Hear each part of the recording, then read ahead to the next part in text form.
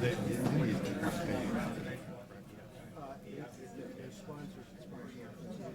attendees who are Norfolk people don't put money in the sponsors, like the Norfolk grown people, they paid for it. Got it. Just give you the short introduction. Okay? Okay, great.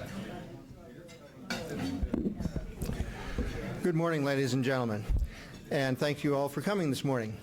My name is Bob Fiedler. I'm the Director of Education here at ROA, and we do about 100 programs a year. And I say 100 because normally we say 65, 70, but since we've affiliated with Peter Husey and the Air Force Association, NDIA, boom, that bounces things up about 30 programs a year for this incredible breakfast series that many of you have attended for almost a quarter of a century now. We do a lot of programs. We welcome everybody to stick around for our 9:30 Army Missile Defense program, led by Professor John Denny from the Army War College and Ambassador Pfeiffer and others. But now it's my privilege to introduce our Executive Director, Major General Retired Andrew Davis. Thank you. Thanks, Bob. And I'm a Marine. We don't have missiles. Welcome to the Reserve Officers Association's Minuteman Memorial Building.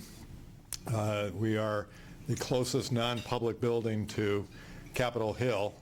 And one of the great benefits is that in times of sequestration and tough budgets, we're able to provide so many of you with a free breakfast. Actually, nothing is free, and we're very appreciative of the sponsors of this series and of our partners in it, the Air Force Association and the National Defense Industry Association. So on behalf of our partners as well, welcome. Thanks for coming. As Bob said, please do stay for the next program. But right now we're going to focus our attention on great issues today from the great experts and persons involved in addressing those issues, and that is Senator Jeff Sessions of Alabama. I'd like to now call on the founder of this series, Peter Husey, to introduce the senator. Thank you, General Davis. Thank you, Peter. Thank you. I want to welcome you all to hear the next in our series of seminars on missile defense, nuclear deterrence, arms control, proliferation, and defense policy. And just a few notes. Tomorrow we have Frank Rose from the Department of State. After this session at 9:30, we have a Army War College series of briefs on missile defense, which I'll be moderating. And we also want to welcome our colleagues from the United States Air Force, General Dawkins, and also want to thank my friend Terry Benedict from SSP, who's also here. I want to welcome our guests from Russia, Poland, Great Britain, Germany, Austria, and Israel. And also to remind you that next week, Terry Benedict is speaking. It's the last breakfast before the July 4th recess. It's the 26th of July. And then also Bob Bell is a new speaker. He is the Secretary of Defense Representative Special Assistant to NATO. He will be speaking at a special event on July 10th on NATO and ballistic missile defense issues and arms control. And if you haven't signed up, please see Sarah if you would. Senator Sessions, as you know, when he came to the United States Senate from the wonderful state of Alabama, decided that he would take the easy way out. He would join the Budget Committee facing a $7 to $10 trillion deficit over the next 10 years. He would join Armed Services in the midst of sequestration, and just for fun, he would be on the Judiciary Committee and take on the issue of immigration. Senator Sessions, on behalf of ROA, NDIA, and AFA, and our corporate sponsors and friends and colleagues, and particularly General Dawkins and my friend Bob Fiedler, want to welcome you here to our session. Would you all give a real warm welcome to Senator Jeff Sessions?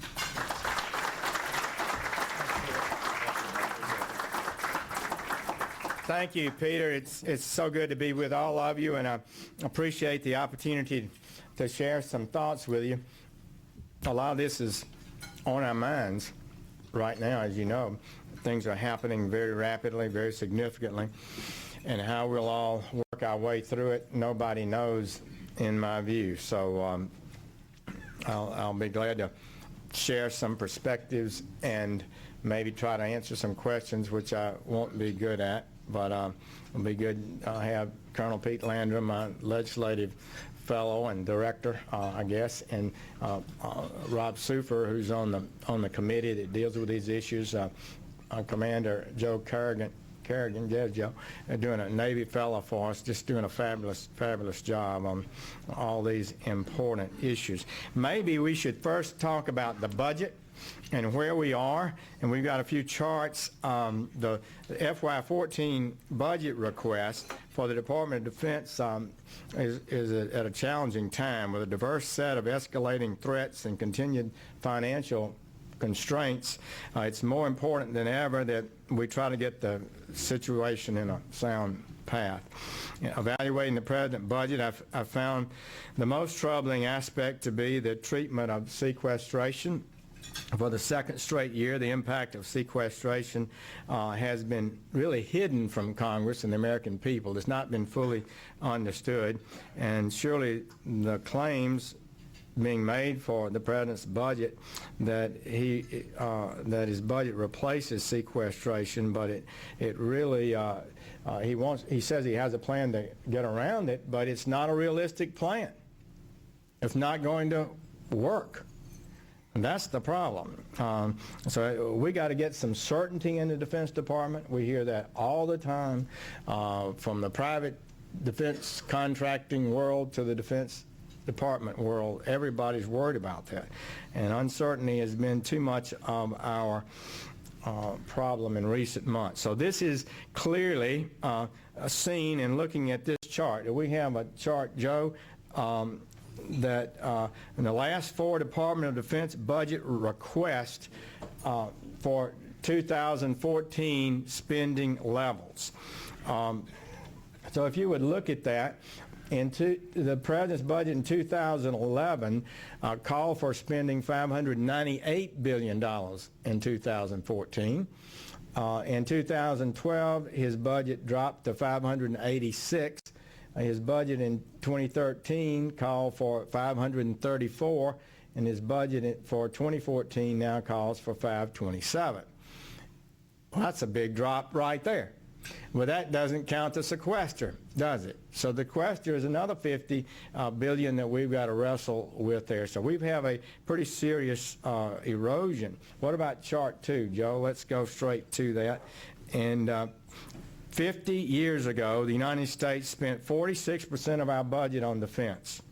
Under the President's budget this year, just 17% of federal spending will go to defense.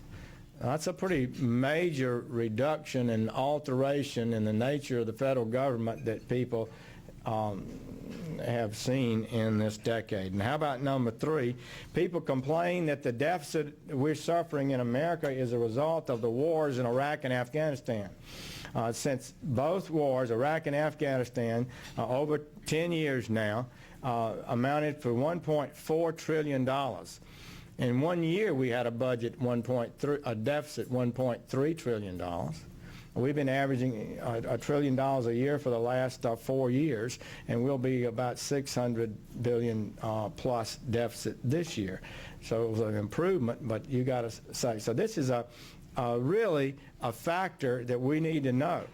And the base defense budget has only been growing about 3% a year for the last 3 or 4 years, whereas food stamps have gone from $20 billion to $80 billion, 4 times, whereas Medicare, Medicaid, Social Security are increasing at 5 and 6 and plus percent. And though those are the ones that are on an unsustainable course, you can't have an economy growing at 2% a year and have your spending increase at 6% a year. That's the very definition of an unsustainable debt course, financial course. How about the next one, Joe? Just as a percentage of defense as a percentage of GDP, many of you are familiar with that. From 46 to 2000, post-World War II, we spent 7% of GDP on defense. 2001 through 2013, 4%. 2014 to 2023, we're projected to be at 3%. and the number continues to decline, where we'll be hitting in 2023 an all-time World War II low of 2.4% of GDP. And so our commitment, that's below the commitment we've asked the Europeans to make, below our commitment. Certainly our historical level. So we're trying to deal with the BCA and the sequester. And do we have another chart there, Joe? Yeah.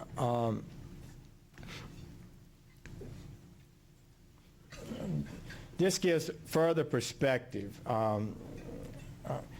Under full sequestration, the defense budget will actually shrink in inflation-adjusted dollars by 11%, whereas non-defense spending will increase 44%. One half of the sequester cuts are falling on 1/6 of the budget, the defense budget. It takes 1/2 of it. And the non-defense budget is able to supplement their cuts and reduce the cuts they take by getting 2% of the non-defense cuts out of Medicare. So, in fact, the other other government programs that we fund don't take as much of a reduction. And so let me tell you why it's a really tough deal. And in 2011, in August, we hit the debt ceiling again. That became the focal point of a national discussion about how to deal with our unsustainable debt course. And it was a national debate, a healthy national debate. Conventional wisdom was, oh, this was horrible. You had a discussion about spending, and you couldn't reach an agreement to the last minute, and the country's going to sink into the ocean. But we needed to have a discussion, and there was a big disagreement. So what came out of it, they agreed to raise the debt ceiling $2.1 trillion, which we've already hit again. Since August of 2011, we've added that much to the debt already, and we're already padding it to continue it a little longer. And we agreed to reduce spending over 10 years by $2.1 trillion, reduce the growth of spending by $2.1 trillion. So we were spending $3.7 trillion a year at that time, so over 10 that would be 37. We were projected to go to 47 trillion over 10. This cut it to increases to 45 trillion instead of 47 trillion. Well, that's the perspective we're in. They put in this committee that was supposed to find the cuts, but if they didn't have the cuts, the sequestration would take place. And that was aimed at, I guess, the Republicans. You guys, we don't care about defense. You guys care about defense, I guess, is what they were basically saying. You'll have to agree, because if you don't agree, we'll cut defense. And you won't like that. I mean, that's kind of the approach Jack Lew and forced in there. And our guys agreed to it because they thought the committee would probably reach an agreement. And I remember being shocked as budget ranking member to see that in there, and that was one of the reasons I didn't vote for the bill. Although, oh, you know, the committee will reach an agreement, don't worry, was the mentality. And it passed, and so right now it's beginning to bite, and we're beginning to feel it. So we had a budget committee hearing last week, and General Dempsey and Secretary Hagel were there, and they were telling us the problems, and we were commiserating with them. But I did tell him, I said, gentlemen, you've been sharing this with Congress for some time. You have a lot of sympathy over here. But if you have the phone number of 1600 Pennsylvania Avenue, I suspect you make a phone call to the Commander-in-Chief. Because what he's saying is we'll take no more cuts anywhere else in the budget to smooth out the reductions and reduce the pressure on the defense cuts. The only thing they're demanding is more taxes. And they just got $600 billion in more taxes in January. And this agreement that he signed in August of 2011 simply reduced the growth of spending by $2.1 trillion, and it had no tax cuts, no tax increases in it. So I think the president owes us a response. Are you going to just have it all fall on defense, as this chart show, half of it on 1/6 of the budget? Or you, as a commander-in-chief, are going to help us find some other reductions in areas that received no cuts. So you have no alterations in except the 2% on Medicare, and there's probably some other things that could be done there. No changes in Medicaid, which is surging 6 or so plus % a year. No changes in food stamps. No changes in a whole lot of other programs that could be altered and help balance the scale so we have a more logical way to reduce our growth of spending the little bit that I mentioned to you and not do damage. So I think the Commander-in-Chief owes it to the men and women he deploys in harm's way to do more than just say, I'm not doing anything but raising taxes. That's the only way we're going to do this, because I don't think it's going to reach an agreement. So the problem is, you see the intensity of this disagreement. It's very real, and it's very likely not to be settled by raising taxes. And the Republicans believe that they had an agreement to reduce spending without raising taxes. And they've been proposing other ideas about where we could spread the cuts around the government and make them more palatable, and we've gotten nowhere with that. So I guess the White House just says, well, we got a plan, raise taxes. But it's not, we're not together on that. And I'm afraid we may not get together. It's a big problem. A lot of you understand it, but I wanted to share with you the intensity of the issue. Mitch McConnell recently said that it's a question of I believe was the word, to the American people. We said we were going to cut spending to 2.1 trillion. So when you eliminate the sequester and replace it with tax increases, you've increased spending. You've eliminated the spending cuts that we proudly announced we had achieved. So I don't have a problem with spreading them around the different agencies. I really think that we absolutely should do that. But to replace that and increase spending over the modest reduction that we had, I think would be very, very difficult to achieve, and I'm not prepared to support that. So that's where we are, and I hope that all of you will be thinking about it. And I guess if you were a diabolical political guru and you were part of the cut defense gang, and you could get defense cut and blame it on the Republicans, that would be a winner, wouldn't it? Wouldn't that be brilliant? And it's too close to being the reality today. So 4 years ago, on missile defense issues, Senator Lieberman and I wrote Secretary Gates expressing concern about GMD cuts that were being proposed in the 2010 budget, and GMD suffered a 35% reduction from fiscal year 2009 levels. Deployment of GBIs, if you remember, were cut back from 44 in Alaska to 30, and I objected to that, and for the good measure, they canceled a multiple kill vehicle, MKV. So thanks to the efforts of Secretary Gates, and some of that GMD funding was replaced and restored, but for the most part, GMD remained mostly on life support during the last 4 years. And we're seeing some consequences today because of the because our threats advanced quicker than were expected. Secretary Hagel, I'm pleased to say, did reverse that decision and decided to restore the 14 GBIs that we would in place. And of course it'll be more costly now because we didn't keep the program on pace. Admiral Searing is now on Capitol Hill with a briefing talking about the need to improve our radar discrimination capabilities for GMD, and including the discussion of the X-band radar.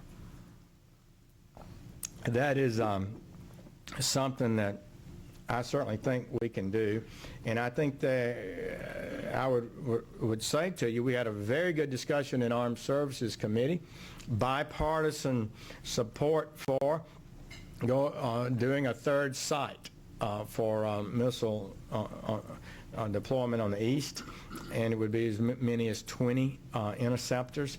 So I think that was good. But we did vote out expanded the X-band radar system. That was done, and we did not vote explicitly to advance the new site. But without the European site, we really need an East Coast American site, pretty certainly. Senator, so we talked about it in committee, and I felt pretty good about that. So it was a bipartisan group. Now the HASC version includes $140 million for a third site. That's good for conference purposes. The House Appropriations Committee has $70 million in it. We put $30 million in our bill. So I think there's prospects for advancing that in the committee. Everybody seemed to be understanding the need for a third site, and the only question is, in the tight budget time, what can we do about it? The fiscal, so we don't have enough money, as they say, and that's true, but if you look what happened in the fiscal year 2012 to 2016, 5-year projections for Missile Defense Agency, we were projected to spend $43 billion over 5 years. The 5-year spending projections in this year's budget, or at least for 2014, is only $37.6 billion. So it's really a net drop of $5.9 billion in MDA funding over the next 5 years, and that's what's putting us in a fix. And if we had that money, we could complete the third site pretty easily. Admiral Searing's spending power has declined by about $1 billion a year, even before taking into account the sequestration.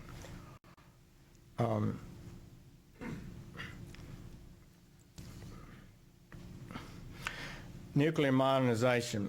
The Armed Services Committee fully funded the President's request for NNSA weapons activities. Unfortunately, the President's request fell short of the New START commitments that he made, rather significantly. To secure Senate support for New START, the President committed to increase funding for NNSA nuclear weapons activities by $4.1 billion between fiscal year 12 and fiscal year 16. And we need to do this. Everybody understands the need for it. Taking into account congressional actions, sequester cuts, and shortfalls, that increase will be scaled back by about $1.4 billion, or 34%. In fiscal year 12, $385 million was cut by Congress. In fiscal year 13, the administration request fell short by $343 million, while an additional $600 million was cut due to the sequester. The fiscal year 14 request fell $285 million short. So this begins to add up over time and put you in a position where it's difficult to accomplish what we've committed to do. The life extension program for the B-61 nuclear bomb, which has got to be done, was delayed by 2 years in the fiscal year 13 request, and is now likely to be delayed another 6 to 12 months, pushing it back beyond 2019, which create risk associated with a component in the bomb that is reaching the end of its life. So we've got to get that fixed. The FY13 request, we were told in that request that we had a 3-year slip in the life extension program for the W-78 and W-88 bombs, the interoperable warheads, according to the FY14 Stockpile Stewardship Management Plan. The date for the W-78-88 interoperable warhead has slid another year. The nuclear triad. Ohio-class nuclear ballistic missile submarine replacement has been delayed by 2 years, leaving the Navy with no margin for further schedule slip. As a result of this delay, our SSBN force structure will decrease, it appears, below the operational requirement of 10 SSBNs at about 2031. Both Navy and Stratcom believe there is moderate operational risk associated with this plan, and the long-range standoff missile, a replacement for the 1980 30 years plus missile, air-launched nuclear missile, has been delayed 2 years. The contract award on that has been delayed. After 3 years of study, the next generation of bomber does appear to be ready to move forward with development, with the FY-13 requiring that the bomber be nuclear certified within 2 years after initial deployment. And the administration is conducting an analysis of alternatives for follow-on ICBM. So the gap continues to grow between what was committed to as part of the New START process and where we're actually going to end up, and I'm worried about that. I was particularly uneasy about the President's announcement. We got an advance call. We got in about it, but in Berlin, the President said this: so today I'm announcing additional steps forward.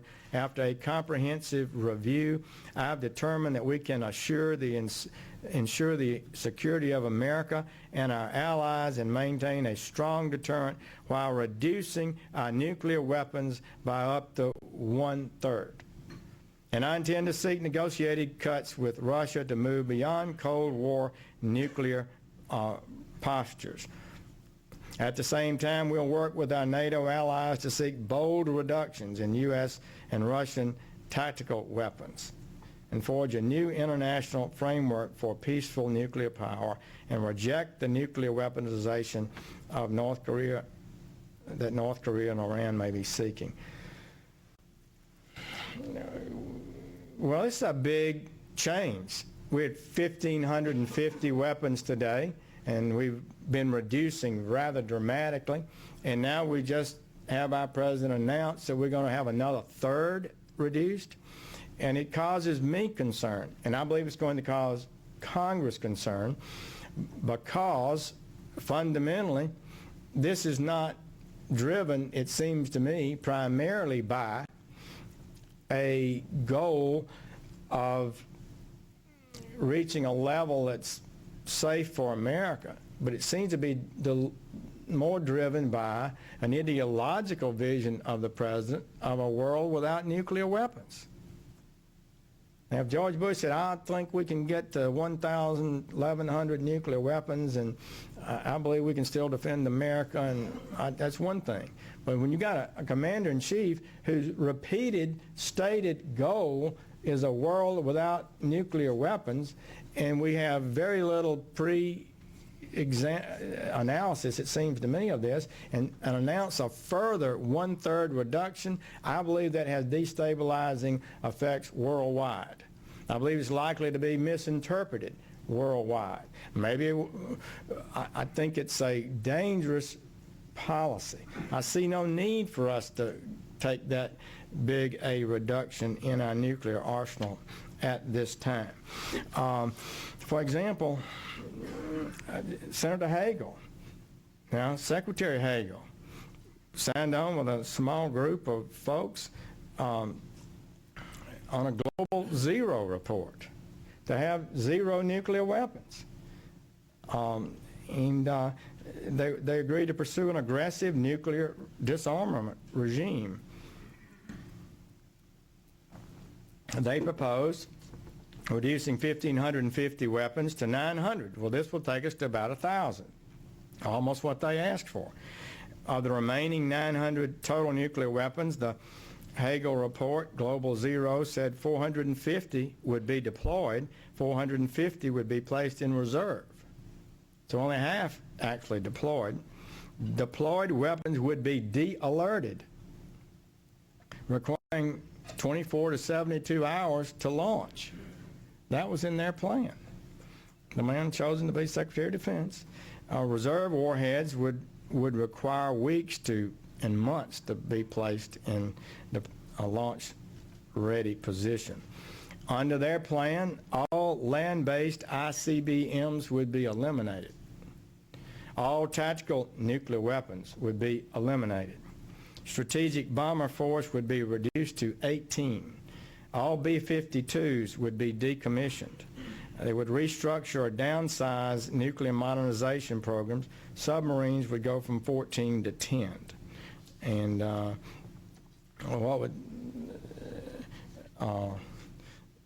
so this is the atmosphere in which we're operating.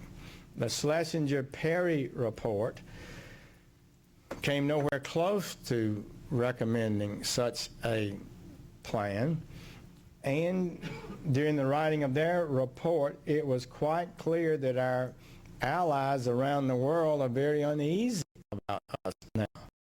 So if your goal is to avoid nuclear proliferation, aren't you likely to incentivize many of our allies who feel safe, have felt safe under the U.S. nuclear umbrella, to feel like they've got to have nuclear weapons now?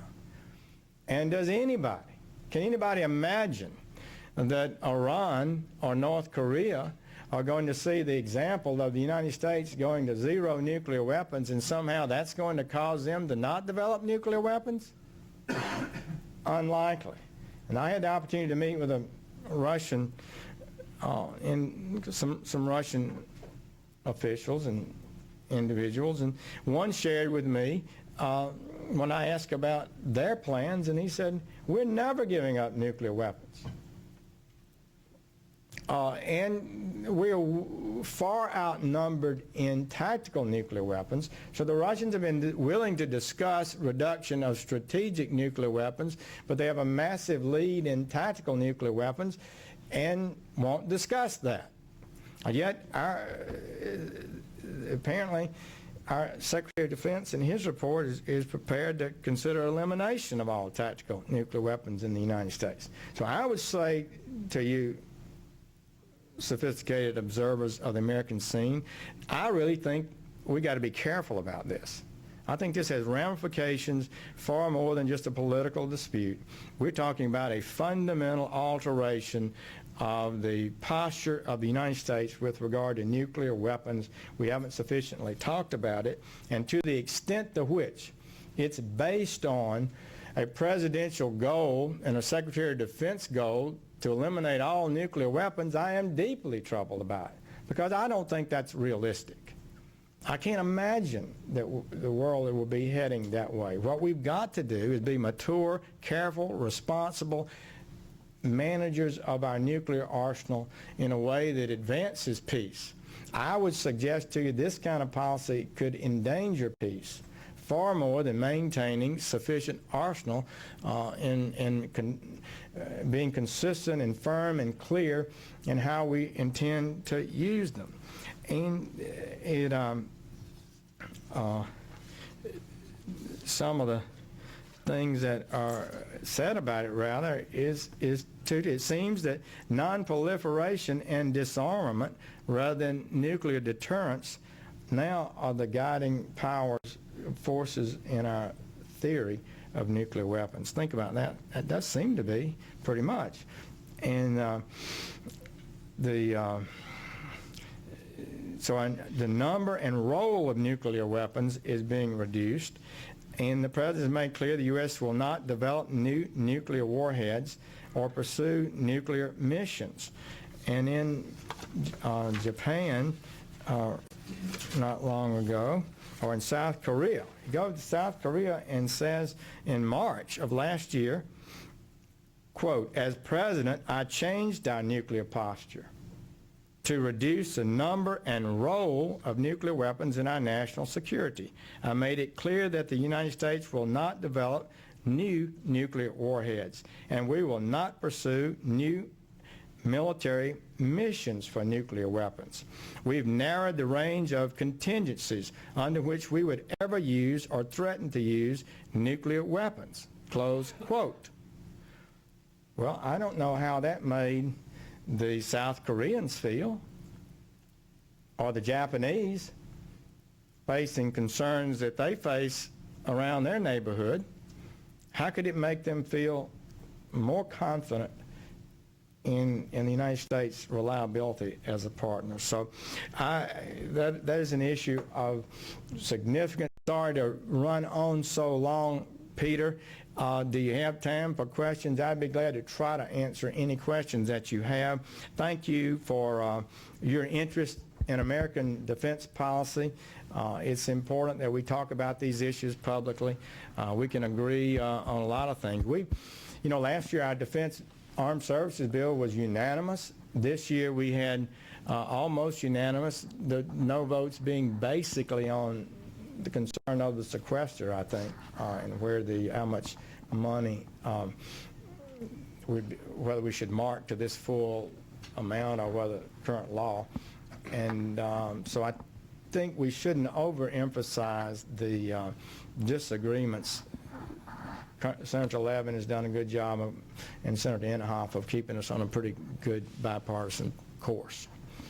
Questions? I'd be glad.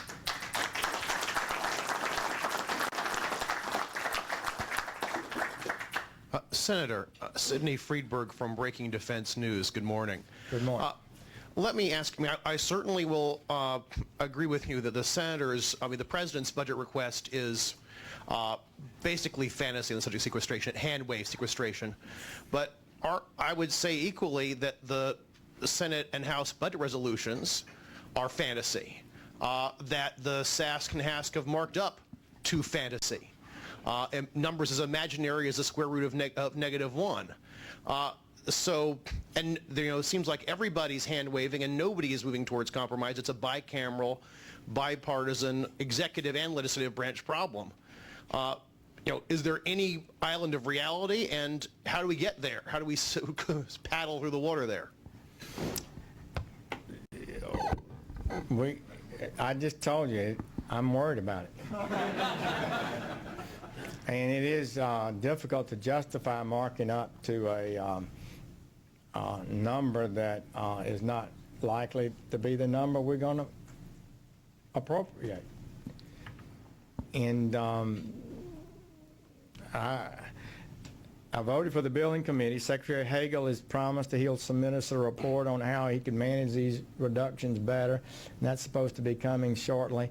But I'm uneasy about it, and I made a floor speech that night saying that I was not going to be able to vote for a bill that didn't comply with the Budget Control Act, a part of which is a sequester, as a total number of cuts, and favored and advocated at that speech, as I did to you, that there are other places we can find savings. So I think we're in a very grim position.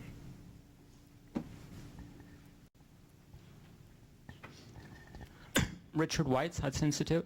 One of the issues that has come up recently is that the administration has reached an agreement finally on what to do with the non-Luger program in Russia, but the details are very sketchy, at least in the open media. I don't know if you've had any insights about where they plan to take the program going forward. Thank you. I do not. I should know, but non-Luger has done a lot of great work, and where we are in that, I don't know. We'll have a dispute when we talk about Russia over the power of the president to reduce nuclear weapons, and we may have a floor vote and debate over whether it should be done by treaty or can it be done by executive negotiations. So the matter of reduction of weapons is not firmly settled at this point. Hi, Kenny Fletcher with Nuclear Weapons and Materials Monitor. Given what you were saying earlier about the president backing away from commitments on modernization, is there anything he can do at this point to regain the trust of Republicans and show that he's willing to work with you? Or has the well already been too poisoned, so to speak, on that?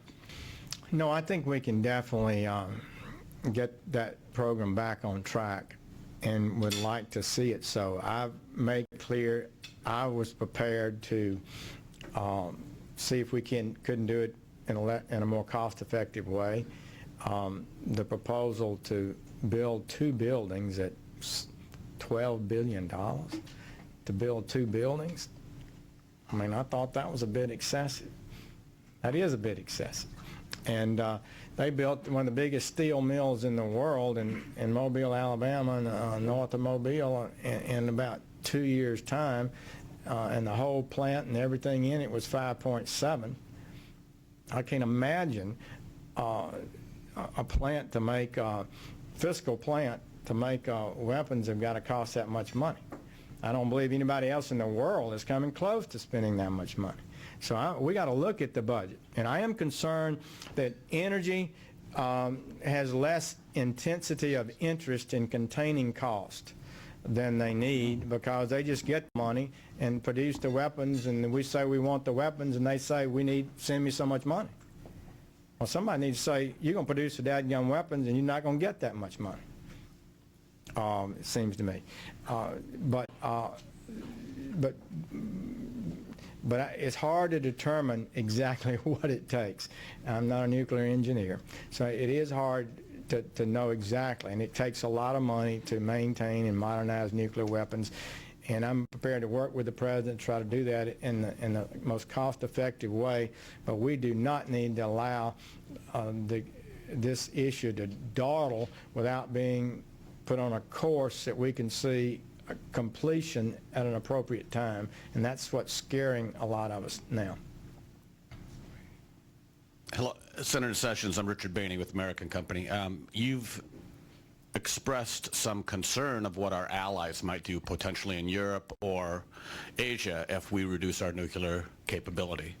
And this question is not directed to what Iran or North Korea might do. That's a separate issue. But is there any specific policy directives that have come out of either Europe or Asia that have shown a change in their defense posture because they are concerned about a reduction on the American side? Any specific policy initiatives or developments? Well, Japan has certainly begun to talk more openly about changing their historic policy, and you could see more of that. The Soviets are definitely advancing, or the Russians are definitely advancing their capabilities for nuclear weapons. We're the only country in the world that has nuclear weapons that doesn't have an ongoing production capability. So it's an odd position we find ourselves in. I think it's been going on so long that we can't wait much longer. We've got to alter that and have a more clear policy so the whole world knows where we are. That stability, that constancy of purpose and clarity of purpose, bipartisan, that has been maintained for so long, I think has been a positive force for peace in the world. Others can disagree, but I don't think it's disputable. And I think altering that in a significant way, which I'm afraid the President's policies are doing, is likely to create more risk rather than less risk. And that's what I'm concerned about.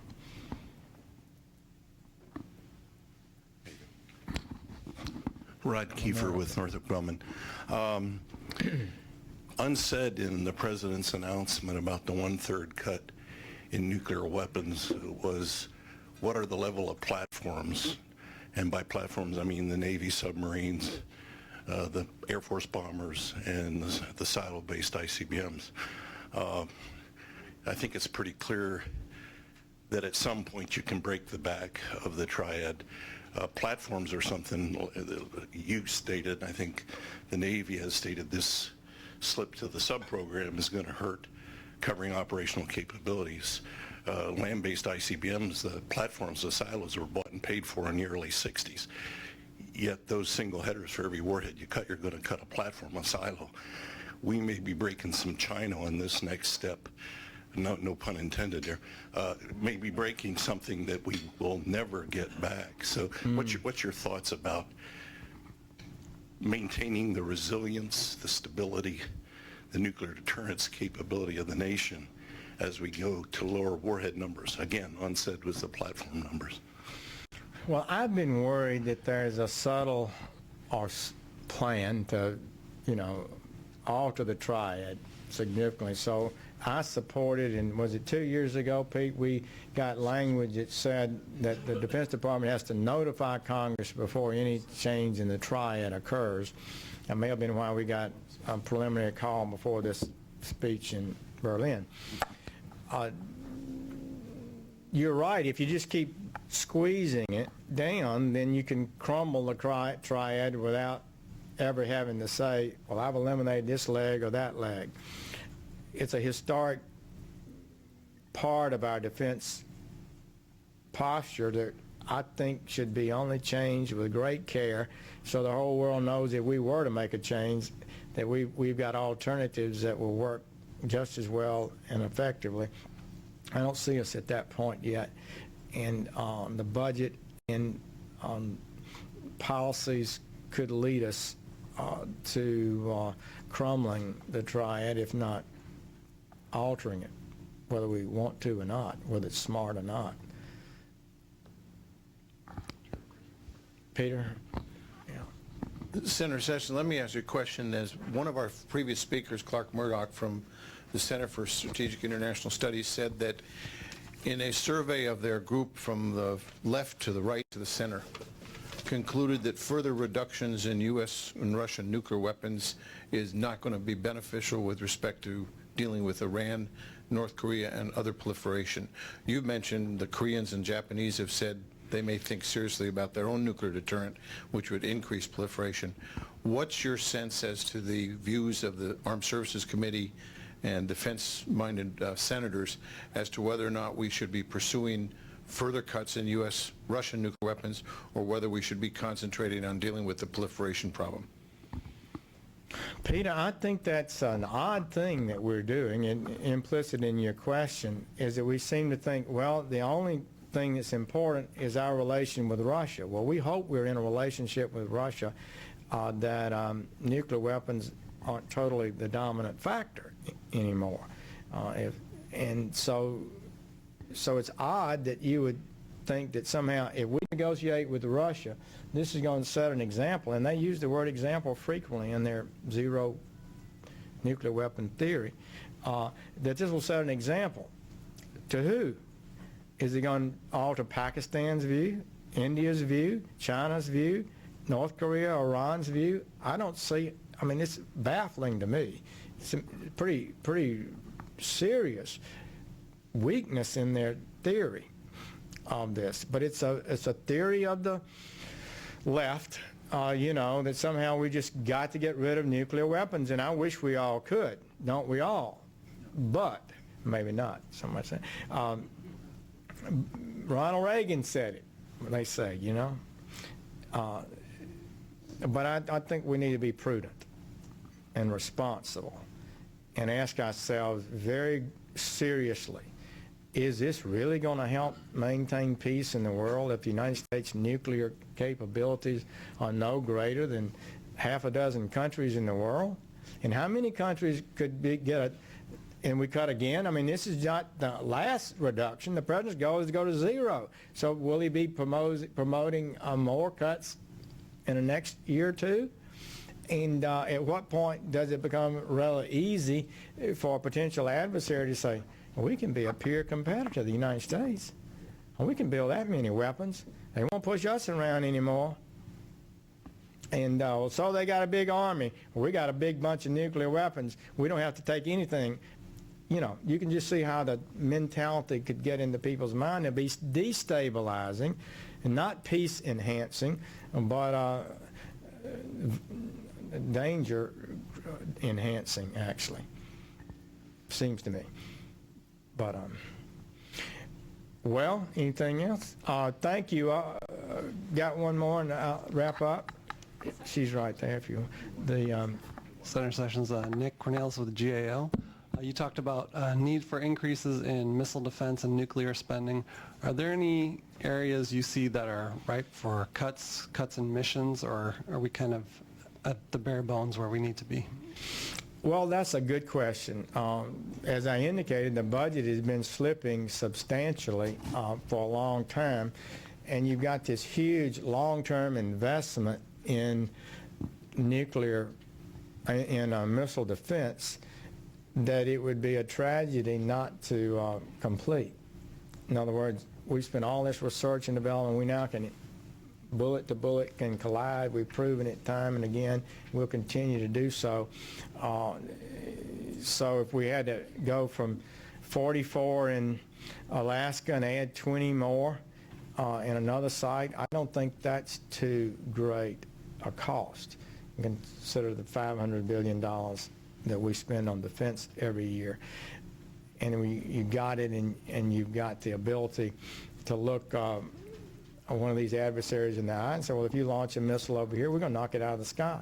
We're not intimidated by you. It enhances the power of the president to be confident in negotiations, and the American people to be confident that we don't have to, oh gosh, if the president says no to this country or that country, they could lob a missile into Los Angeles.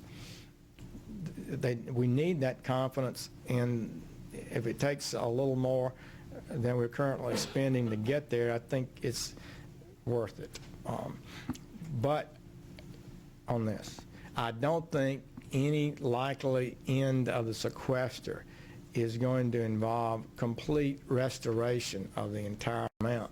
So you've got the $50 billion hit the Defense Department's taken, the 500 over 10, and you got this one too. So it'll be some additional squeezing of the Defense Department, and we'll have to continue to make more cuts. And I think the Senate, bipartisan, is going to be far more intensely interested in managing contracts, containing cost overruns, and GAO is a big part of helping us do that. And it's critical in that process. Thank you. Senator, thank you very much. I once had a boss who said a problem well stated is a problem half solved. And while we may not be walking out the door this morning with these massive problems solved, they have been well framed. Thank you very much. Thank you. We also have an ROA coin. It's less than $20, so Good deal. you can accept it. And, See, the ROA forgot when I was in the Army Reserve and I became a lifetime member, then they quit sending me. So I had to send another $20. I've got it, Senator. Those were the days before computers tried, too. So. Thank you, General. Thank you, sir.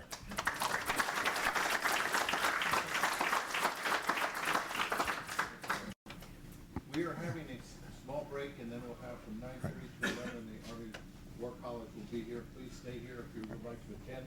And also remember that Frank Rose is